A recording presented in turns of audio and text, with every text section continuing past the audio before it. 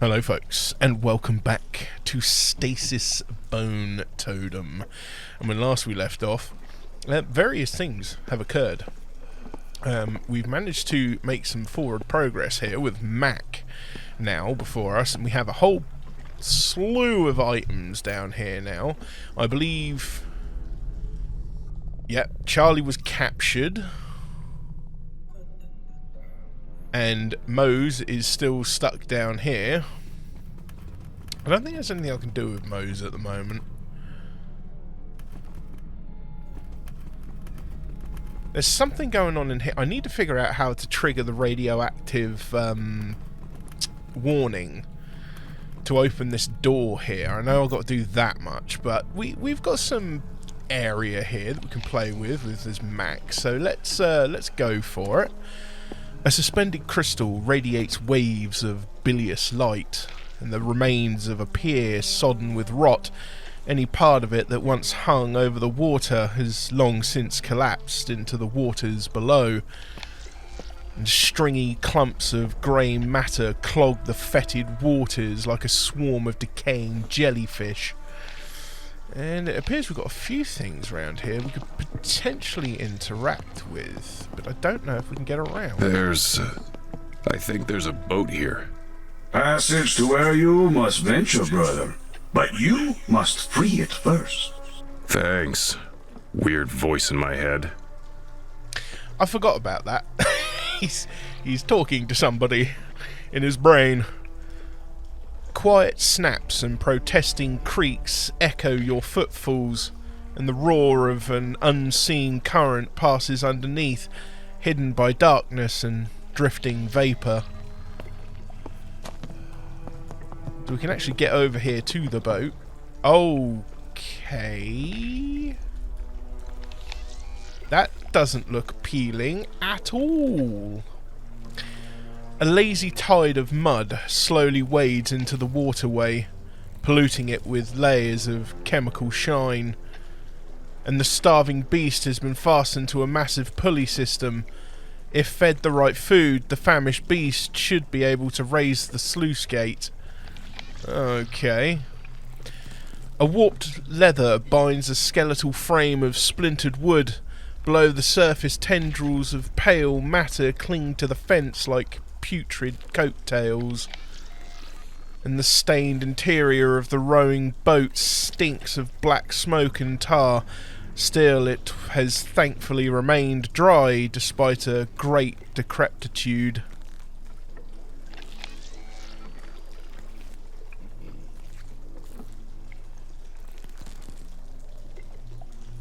Right, so I'm going to imagine we've got undigested food here. What in the hell? A beast of burden, brother. In that, we have much in common. So, it raises the door somehow. It lets the boat out.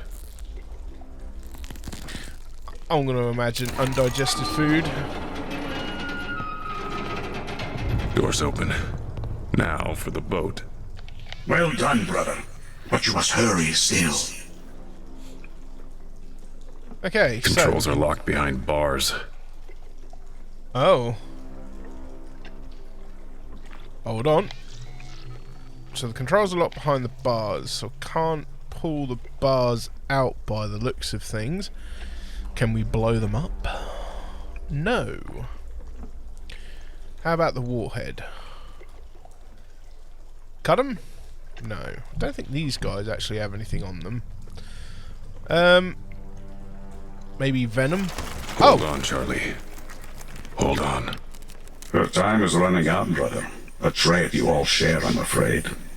Who are you? When you speak, it feels like... A dream? A fever dream? Yeah. Like a hallucination, like it's not real. It's all too real. It is nevertheless. The contaminant? It is far more than that, as we found. But yes, for those it has corrupted, it allows a commune. Shared memories, shared thoughts. It connects my flock. It connects me to them. You know what they think? Oh, yes, brother. Back through time to the beginning of it all. A disagreeable endowment. If it works on me, if I can hear you. Yes, the Velez is in you as well. Just like Charlie. No, her condition is much more lamentable. Unlike you, brother, she was directly exposed to its corporal form. She has much less time. This fucking place. What do you want? Who are you? My name is Bonya, brother. Captain Bonya. You have seen my vessel. The rest, I imagine you can deduce for yourself. The sub. The Russian sub? The Lima. A powerful ship in her time. Alas, she was not strong enough for this place. Then again, none of us were. That's impossible. The Soviet Union's been gone for centuries. There's no way you could still be alive. Centuries? Has it been that long? In my state, time passes in a much less linear way. What do you want, Bonya? To help you, of course, brother. And for you to help me in return. That sounds ominous. Indeed. Beware Russian captains bearing gifts, you know? Come, brother, onward into the lion's den. All will be explained. All will be revealed. You may even live to tell the tale. Oh, that doesn't sound ominous at all, really, does it? Though, we've discovered the Russian captain. I was going to assume that it was the Reverend, but no, it seems I was going to be mistaken in that course of thinking. Well, let's activate the controls.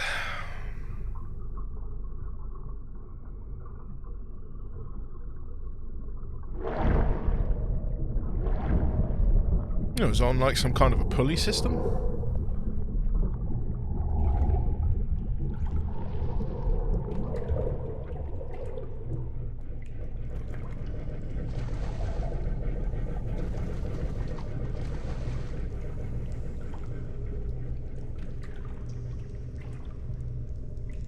Yeah, that isn't dank and ominous at all, is it?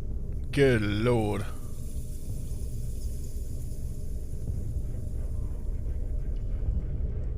I come before Cayne. I humbly seek his protection. I ask that he watch over my wife. I ask that he keep her from harm. I ask, as I journey through this life, I ask that he lead me along the paths of righteousness. I ask that he bring me to the doors of the Nexus, where I may find eternal peace and happiness in his presence.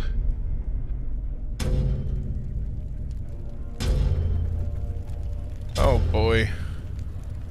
This does not look good. Through his love and mercy, I place my trust in him. I place my wife's trust in him. May Cayne's holy name be praised, now and forever.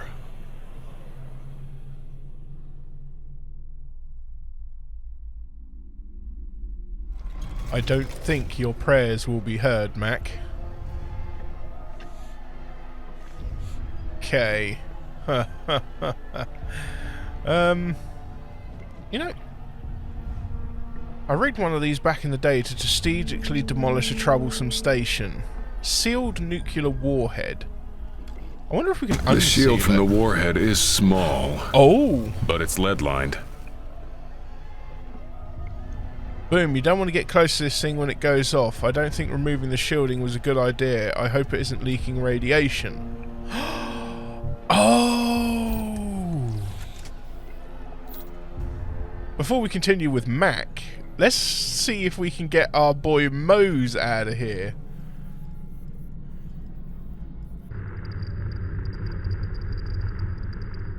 Water. All water. Moses, keep going. The escape suits have to be through there. I do not like water. Moses. I do not like water. I will not go into the water. Oh.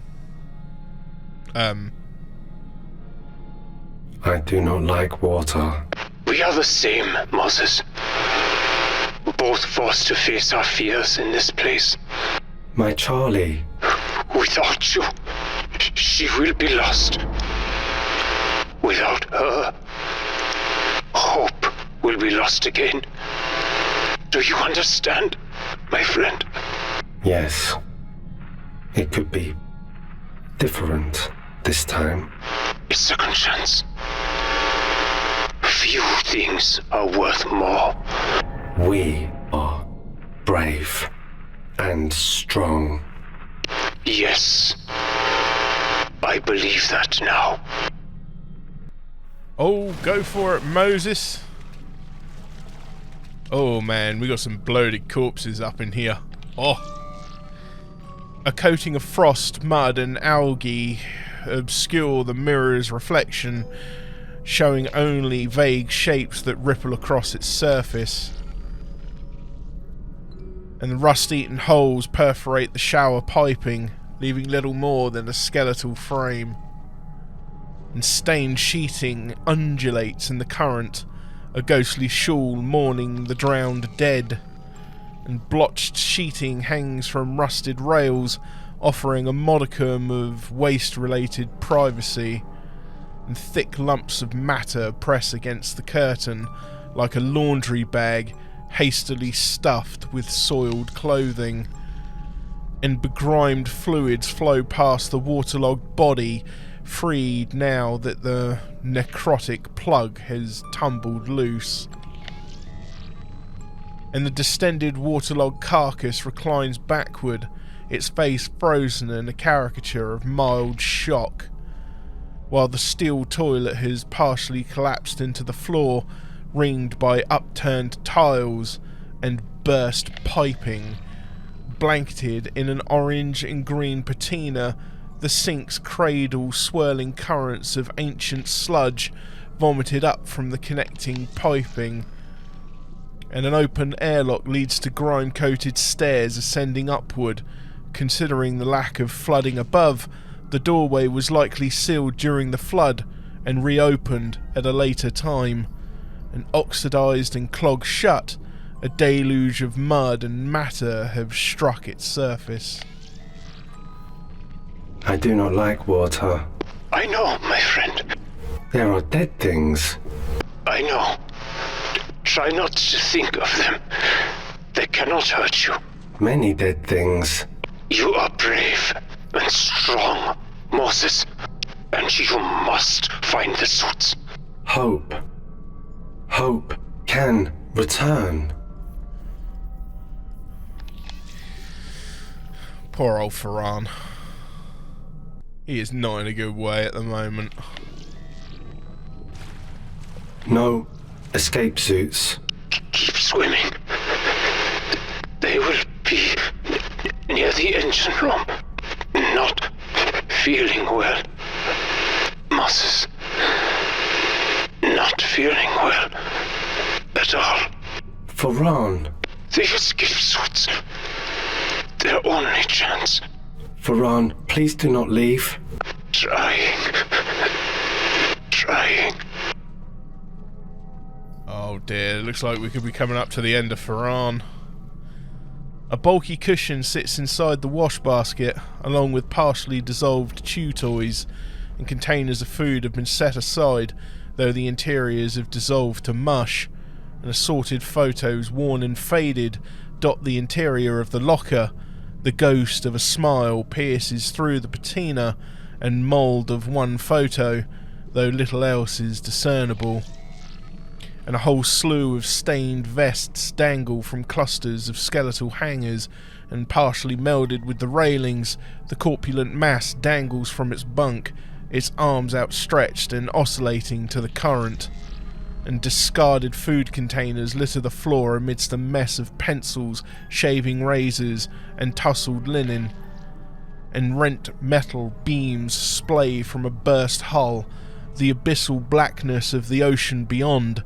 The sudden breach was likely a cause for hurling the displaced lockers and for the murderous flooding that followed. And a thick jacket remains hoisted within the locker, its furs tinged with black algae, and a crumpled mass of clothes sit within the chair, collected and deposited as if set aside from washing. And the corpse lies battered, covered in mud, and the remains of blankets and clothing caught and thrown about in the onrushing tidal waters.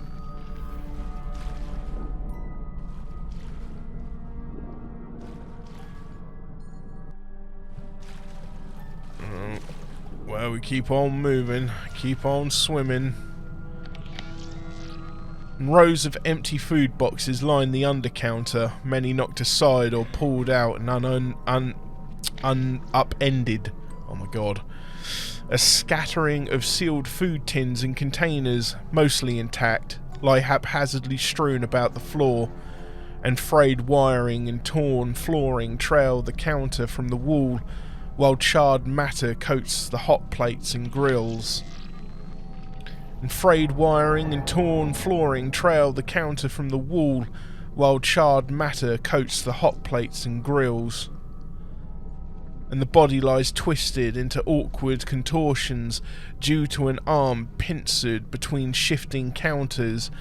The gaping mouth projects a silent scream of pain. The knocked-aside counter holds rusted cooking utensils and pots that lie in the depths of its upturned shelving, and the stack of cargo weighed down by rotten sheets, steel containers and waterlogged trunks filled with supplies and spares is unfazed by feeble struggling. And a tray of plastic plates and empty cans sits atop an oxidized stove. Beyond the mud-streaked oven door, a bowl of decayed slop sprouting hours of algae is visible, and long-perished foods lurk at the bottom of the food tubs, sprouting miniature forests of tendrilled plant life.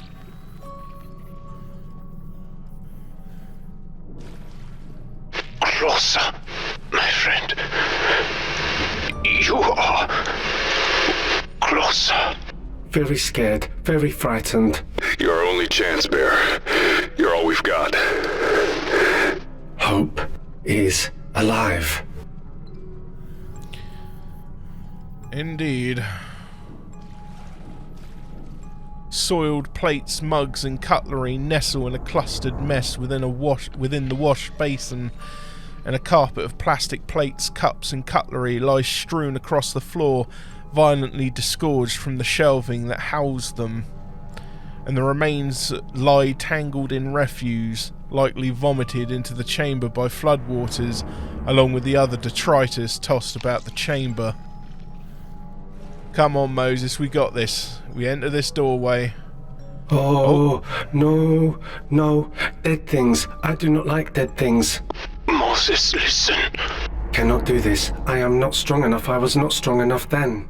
My friend, you are right. You were not strong enough. And there is no fault in that. I am failing. Again. Those feelings. Lies. Push forward. Push forward, and I will prove it to you. Hope. Here, strength does not matter. Only courage. Charlie Mac. Push forward. Oh boy. I'm wondering if perhaps maybe we need to use the live grenade here to clear a path, perhaps? Let's... Okay, can't do anything with that. Nope, okay, no live grenade. Maybe the other acid venom ball. Oh, that's grim.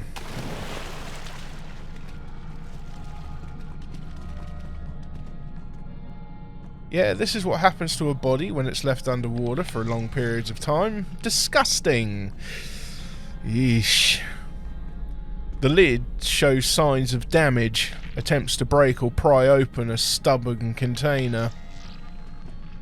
Jaggedly cut straps dangle from pilfered storage containers, and the twisted cadaver slumbers under a blanket of scrap and slime. A tangled knot of heavy-duty wiring and plastic piping lies jumbled and twisted in the alcove, and a maintenance hatch hides behind a mound of mud and refuse.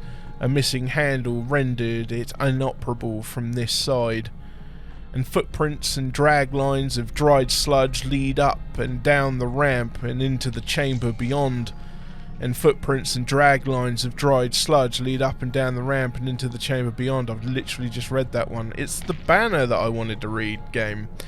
The familiar Soviet banner hangs laxly, rot and mould crawling up like rats fleeing flooding waters, and the ladder bears ample evidence of dents and deformation caused by colliding debris and cargo, and this pustulant balloon lies deposited like a beached whale, a quick death during turbulent transit. I see stairs. I see air. One more push, my friend. One more effort. Stay, Ferran. Please. I try. Tally marks have been scratched into the frame, 12 in total, the notation growing fainter as the count continues. Or as the count continues. Oh, Ferran. My dude, you were the best of us.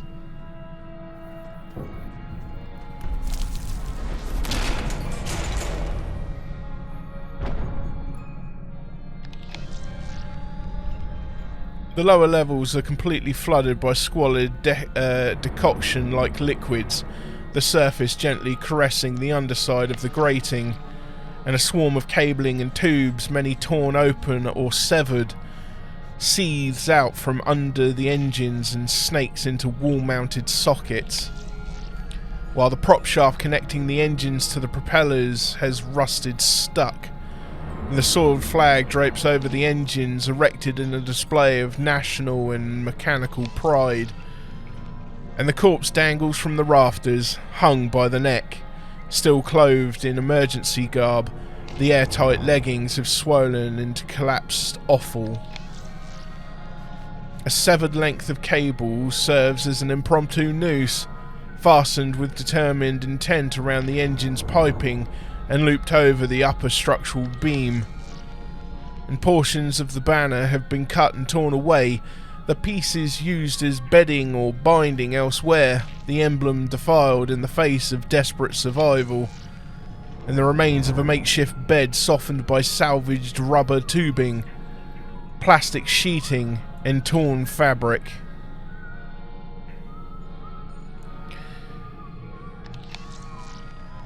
And monstrous twin diesel engines run the length of the room, faintly reeking of petroleum, burned plastic and copper. Ancient runnels of bleeding oil stain the machinery, while piping weaves along the surface like branching veins.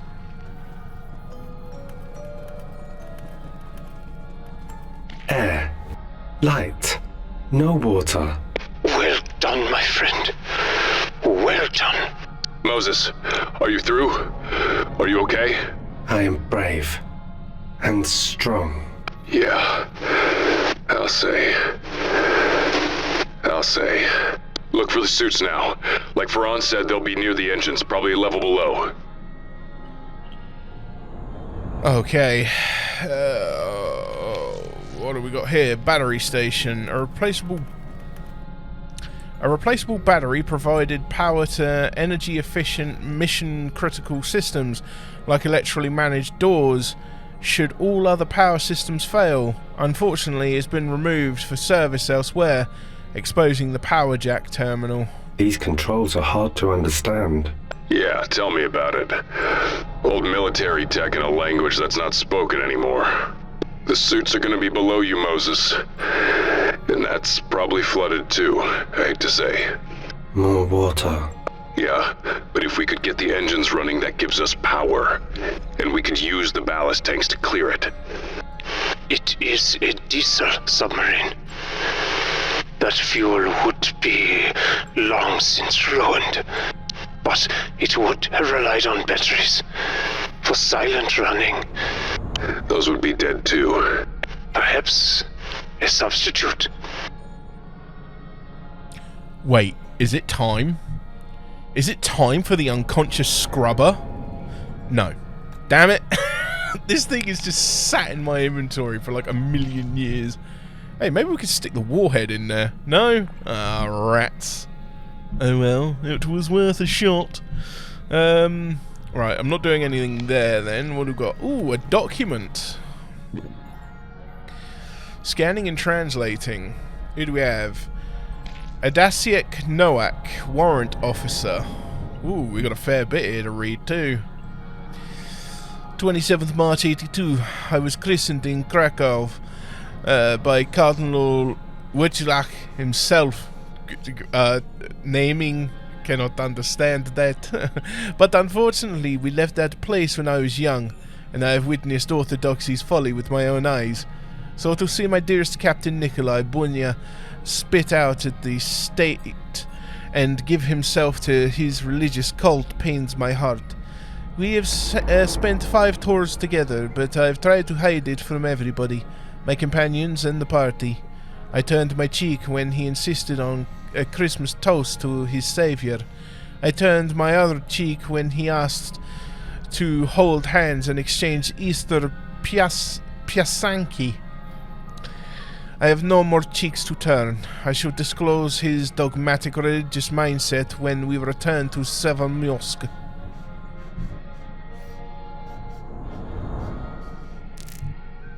Ninth of May 82, we finally entered the flooded section after it was commanded to be sealed by Bunya.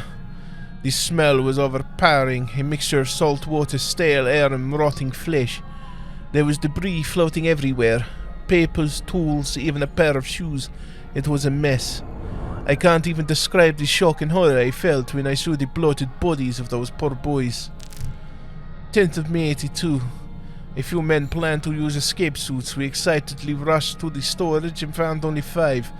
5 for a crew of over 30. Thank you, Central Planning. We have agreed that if all cannot leave, none can. This is the spirit of our camaraderie.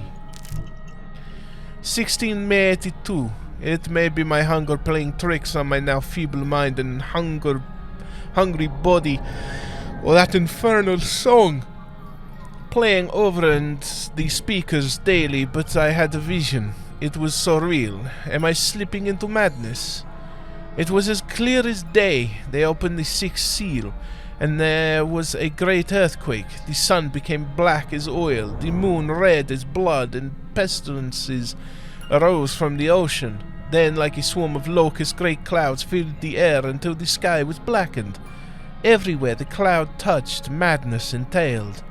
Captain Nikolai Bunya said this is a sign God has given me, a phantasm, a warning of things to come.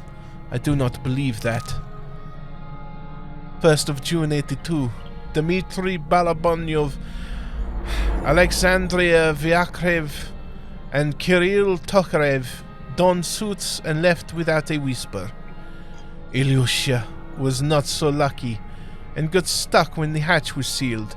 His spine was crushed, but we heard him calling for his mama. I was forced to put my friend down like a lame mule. I'm sure he would do the same for me. At first I was angry and betrayed. How could they do such a thing? We are all in this together. They broke the bond of trust that we had built over the years. But as the hours passed and the water continued to rise, I couldn't help but feel a glimmer of hope for them. At least they can survive, seek help, and possibly be rescued. The fear of starving is primal. They acted out of desperation and self-preservation, but I regret there was no chance to say our final words. 2nd of June 82. We all saw the shadows on the wall again. Are they real? I can't tell anymore. I need help to distinguish the real from my starving-induced imagination. The captain has again taken a turn for the worse. He now pours himself into the books and the testaments. He says my vision is a sign that we must lead a war against shadows. He insists we pray while he finds answers. I should never have told him. 6th of June 82. The captain has confided in me his plans to arm the warhead. He says it is the only way to rid the world of the coming pestilence. He removed the shielding from one of the cores, but Georgie held him back. The Fission Corps burned their faces and arms. They fought brutally up top. This madness bears no end. I've sealed the hatch. I don't know how long I can keep it shut. The men are calling my name. Captain Boynia calls me Abaddon, Judas and Shedim, and cries for me to open his Lima and save the world. I'm sure they have booby-trapped the hatch. And there are no more noises, no more calls or curses, no more banging or crying. I am returning to my station, a proud Soviet man. So he bottled it and fled. Can't say I blame him, considering the other options. The remains of a makeshift bed, softened by salvaged rubber tubing, plastic sheeting, and torn fabric.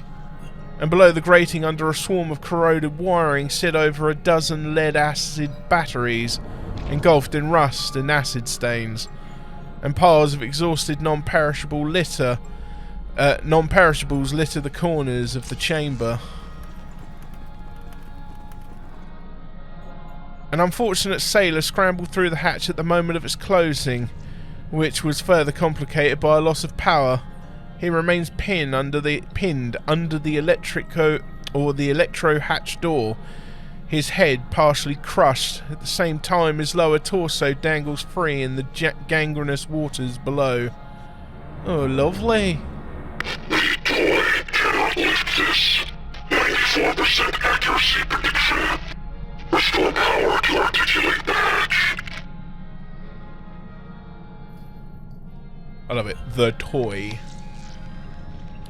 Well, I don't have the means to power this area just yet, but maybe we can find something more with Mac. Who knows? But you know what that means. We'll have to find out in the next installment of Stasis Bone Totem. I hope you've enjoyed this one. I know I'm certainly enjoying the story. It's getting far weirder and weirder with every moment we play. Until then, folks, take it easy, and I'll catch you all again in the next one. Bye-bye.